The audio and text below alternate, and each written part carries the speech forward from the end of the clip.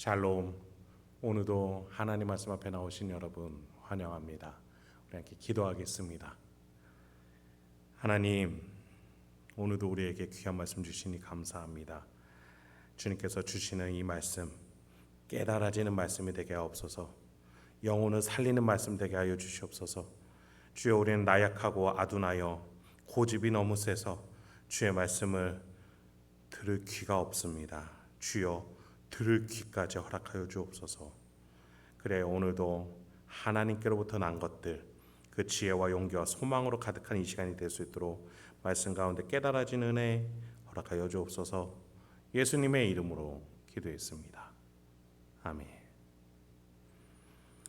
오늘 함께 살펴볼 말씀 빌립보서 2장 12절에서 18절, 빌립보서 2장 12절에서 18절까지 함께 살펴보도록 하겠습니다. 인간과 동물의 차이점이 무엇이냐 하면 여러 가지로 대답할 수 있을 거예요. 그 중에 하나가 바로 의지입니다. 동물도 의지가 있지 않느냐라고 말할 수 있지만 사실 그것은 욕구에 따른 본능이다라고 우리는 말합니다. 여러분, 우리가 본능에 따라 비인륜적인 행태를 보이는 이들에게 뭐라고 그래요?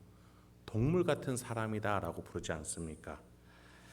여러분, 참 인간다운 모습은 우리가 스스로 생각하고 결단해 무언가를 행하게끔 의지를 갖는 것, 그것이 참 인간다운 모습이고 하나님은 그렇게 우리를 만들어 주셨어요. 13절 한번 보시죠. 너희 안에서 행하시는 하나님.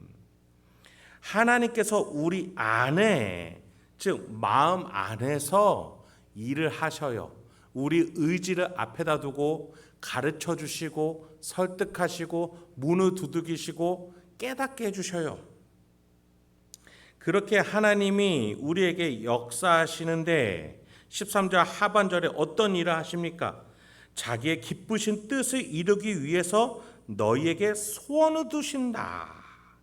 하나님이 어떤 기쁘고 선한 뜻을 이루기 위해서 우리에게 이렇게 해야 돼 저렇게 해야 돼 라고 말씀하시는 것이 아니라, 물리적으로 소리치시는 것이 아니라, 힘으로 두렵게 하시는 것이 아니라 우리 마음속에서 우리가 받아들일 수 있게끔 기쁘신 뜻을 우리가 기쁨으로 받아들일 수 있게 그렇게 일하신대요.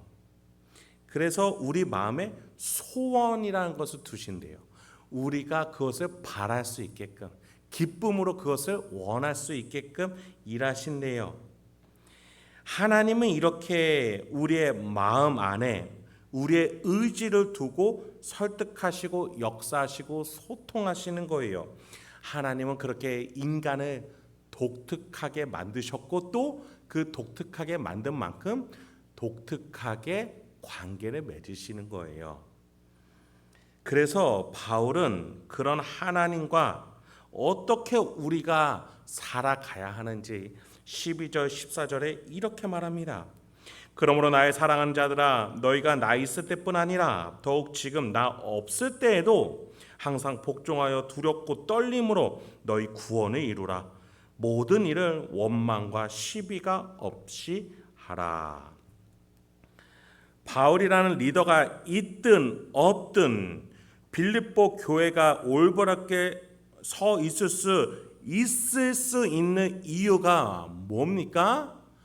빌립보 교인들에게 공통적으로 이 10년 가운데 양심에 거하시고 의지 앞에서 일하시는 하나님, 성령 하나님이 각각의 성도들에게 있기 때문에 바울이라는 눈에 보이는 리더가 없어도 하나의 영, 같은 하나님, 같은 신앙적 양심을 가지고 뜻을 모아서 빌립보 교회는 건강하게 있을 수 있다는 거예요.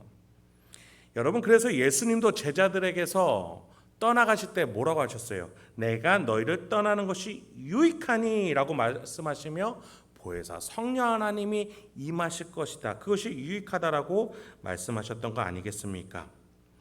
여러분, 우리도 마찬가지예요. 우리의 마음이, 우리의 양심에 계신 성령 하나님이 우리의 의지가 어디로 가야 할 것인지 고민할 때마다 알려주시고 도와주시고 깨닫게 해주셔요. 그 과정을 바울은 뭐라고 표현해요? 두렵고 떨림으로. 우리의 의지가 어디로 갈지 성령 하나님이 가르쳐 주실 때 두렵고 떨림으로 그 보혜사 하나님의 가르침을 받아들이라는 거예요. 나의 의지 앞에 계신 성령 하나님, 그분을 두렵고 떨리는 마음으로 대하고 그분과 의논하고 결정하는 그 과정을 우리는 기도와 묵상이라고 부르는 것이죠. 그리고 바울은 이것을 총체적으로 뭐라고 부릅니까? 구원을 이루는 것이다. 여러분, 구원은요, 하나님께 받음과 동시에 이루어가는 거예요. 기쁘신 뜻을 우리 안에 심어 놓으셨어요. 구원이란 것을 심어 놓으셨어요. 우리 마음이 구할 수 있게 받았어요. 그러면 그것이 우리의 행동으로, 말로, 우리의 몸으로 표현되게끔 성령 하나님이 가르쳐 주신다고요. 우리는 그것을 두렵고 떨림으로 이 마음에서 나의 말과 행동으로 고백으로 나타날 때마다 우리의 믿음이 더 강화되고 더 확신하게 되는 것이지요. 그렇게 우리는 구원을 하나하나 이뤄나가는 거예요. 이렇게 보니 내가 만드는 게 아니라 하나님이 시작하셔서 나와 그것을 함께 이뤄갈 수 있는 영광을, 명예로운 그 자리를 주심에 감사하게 되는 거죠. 여러분, 하나님은 그것을 우리의 의지 가운데서 이루고자 하세요. 우리와 함께 그것을 동역으로 이뤄가게끔 말이죠. 여러분, 구원은 절대 우리가 하는 게 아닙니다. 하나님이 시작하시고 하나님이 끝내시는데 그 이뤄가는 과정에 있어서 우리를 초대해 주신 거예요. 하나님이 같이 하자고 말이죠. 우리의 말과 행동, 우리의 인생을 통해서 구원이 드러날 수 있게끔 하나님이 우리를 초대해 주신 것이죠. 그것을 우리는 성화라고 부르는 겁니다. 그런 가운데에 바울은 시비가 없게 하라라고 얘기해요. 교회가 한 뜻과 한 마음으로 모이면 좋죠. 그런데 어떻게 원망과 시비가 없을 수 있겠습니까? 사람 사는데 갈등이 없을 수 있겠어요. 문제가 생길 수도 있고 또 믿음이 연약한 자들이 갈등을 일으킬 수도 있어요. 그런데 그게 없을 수는 없어요. 원망과 시비가 없게끔 하라는 것은 아예 없는 상태로 시작하라는 말이 아니라 이것들이 일어났더라도 잘 풀어내야 된다는 말이죠. 그 힘은 어디에서 나는 거예요? 하나님으로부터 나온 것이어야 해요. 복음에 합당한 삶을 살아내는 자들이 그 하나님으로부터 나온 것들로 서로 해결해 나가는 것이죠. 만약에 교회가 하나님께로부터 난 것이 아니라 힘으로 땅에서부터 나고 세속적인 것들로 통해서 문제를 해결하려고 한다면 그것은 반드시 또 다른 문제를 야기시킵니다. 여러분, 교회는요, 문제가 일어날 때 이 마음에서 성령 하나님과 시작해야 돼요. 우리의 의지가 혹여나 성령 하나님이 보시기에 합당치 않은 상태는 아닌지 스스로 돌아보면서 그 문제를 접근해야 돼요. 나의 의지를 돌아보고 나의 양심 속에서 계시는 성령 하나님께 물으며 두렵고 떨리는 마음으로 문제를 해결해 나갈 줄 알아야 된다는 것이죠.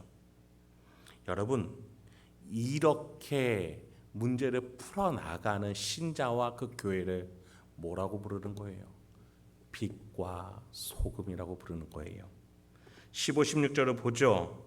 이는 너희가 흠이 없고 순전하여 어그러지고 거스르는 세대 가운데서 하나님의 흠없는 자녀로 세상에서 그들 가운데 빛들로 나타내며 생명의 말씀을 밝혀 나의 다름질이 헛되지 아니하고 수고도 헛되지 아니하므로 그리스도의 날에 내가 자랑할 것이 있게 하려 함이라. 바울이 고백하길 원망과 시비를 복음에 합당한 삶으로 풀어낼 줄 아는 빌립보 교회가 자신의 자랑이 된다라고 말해주고 있어요. 여러분, 호랑이는 죽어서 가죽을 남기고 사람은 죽어서 이름을 남기죠. 교회는 끝날에 뭘 남길까요? 하나님 앞에서 자랑할 것이라고 말할 수 있는 그 끝날에 남길 것 뭐겠어요? 세상이 어그러지고 거스러지며 모든 것이 꼬인 것처럼 보여지는 이 혼탁한 세상 속에서 순결하고 소망이 있어 보이며 생명력으로 가득해 보이는 공동체가 남는 거예요. 공동체가 남는 거예요.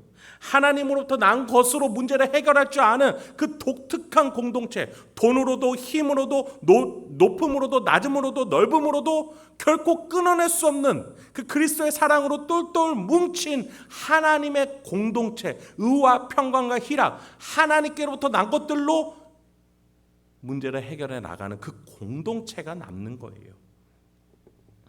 여러분, 교회는 예배당을 남기는 게 아닙니다. 멋들어진 찬양팀을 남기는 게 아니에요.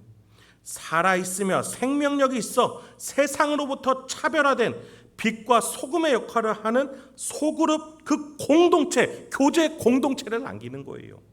교회는 끝에 그것을 남기는 거예요. 지금 빌립보 교회는 없죠. 그러나 그 마게도냐 땅에서, 그 마게도냐에서 가장 큰 도시였던 빌립보에서 신앙 공동체는 그렇게 복음을 전해서 그 복음이 점점 이방 땅으로 전해질 수 있게끔 하여서 우리에게 전달된 것 아니겠습니까? 여러분, 지금 우리 행복한 교회도 마찬가지입니다. 우리 행복한 교회가 40주년을 넘어서서 몇 년까지 있을 수 있을지는 모르겠습니다. 우리의 간판은 없어질 수도 있어요. 그러나 우리가 분명히 뿌린 복음의 씨앗, 하나님께로부터 난 공동체는 우리 다음 세대에게 전수될 거예요. 누룩이 온 반죽에 퍼져나가듯이 우리가 복음에 합당하게 산 그 복음의 증거와 신앙들은 우리 다음 세대들에게 전달될 것입니다. 내 안에서 소원을 두고 행하시는 하나님, 그리고 그분 앞에서 두렵고 떨리는 마음으로 살아가는 그 신앙과 신념 있는 삶, 그것은 세상 그 어느 조직보다도 가장 높은 수준의 양심의 수준을 가지고 살아가게끔 만들고, 그것은 세상이 바라봤을 때 기독교 공동체가 얼마나 이 세상의 빛과 소금, 생명의 역할로서 대안이 되어주는지, 정답이 되어주는지를 보여주게끔 할 겁니다. 바울도 자신의 인생이 그렇게 되기를, 그렇게 빌립보 교회를 세움으로써 하나님 앞에서 그 공동체를 남겼다라고 자랑할 것이 있게 되기를 고백하고 있는 것이죠. 그래서 바울은 17, 18절에서 자신의 수고한 사역을 이렇게 돌아보며 고백을 합니다. 만일 너희 믿음의 재물과 섬김 위에 내가 나를 전제로 드릴지라도 나는 기뻐하고 너희 무리와 함께 기뻐하리니 이와 같이 너희도 기뻐하고 나와 함께 기뻐하리라. 이 믿음 생활, 이 섬김 위에 내가 나의 인생, 나의 사역, 나의 에너지, 나의 힘, 모든 것들을 전제를 드리듯이, 즉 제물로 바칠지라도, 내 인생은 제물로 바칠지라도, 그 공동체를 만드는 것에 있어서 내가 내 생명을 다할지라도 나는 그것이 기쁘다. 그리고 너희 무리와 함께 기뻐하게 될 거야. 그렇습니다, 여러분. 교회는 그 공동체를 남길 때 같이 기뻐하게 되는 거예요. 남전도회가 그렇게 되길 소망합니다. 여전도회가 그렇게 되길 소망합니다. 젊은 부부 그룹이 그렇게 되길 소망합니다. 주일학교 다음 세대가 그렇게 되길 소망합니다. 여러분, 우리 각각의 그룹들이 모여서 믿음의 고백과 신앙을 향한 그 몸부림으로 서로 함께 기도하는 그 현장 속에서 우리가 바울과 빌립보 교회의 사이처럼 하나님 안에서, 그리스도 안에서 성령님 소통 가운데서 우리가 이렇게 기뻐할 수 있는 공동체, 복음에 합당한 삶을 살아내면서 서로 격려할 수 있는 공동체가 되게 주님의 이름으로 축원드립니다. 함께 기도하도록 하겠습니다. 하나님, 오늘도 우리에게 이렇게 귀한 말씀 주시니 감사합니다. 주여, 우리 행복한 교회가 복음에 합당한 교회가 되게 하소서. 그래야 하여 우리 성도님들이 각각 저 교회 밖에 있는 가정, 직장, 이웃, 지역 공동체 속에서 하나하나 복음의 공동체를 만들어내갈 수 있도록 주여 역사하여 주옵소서.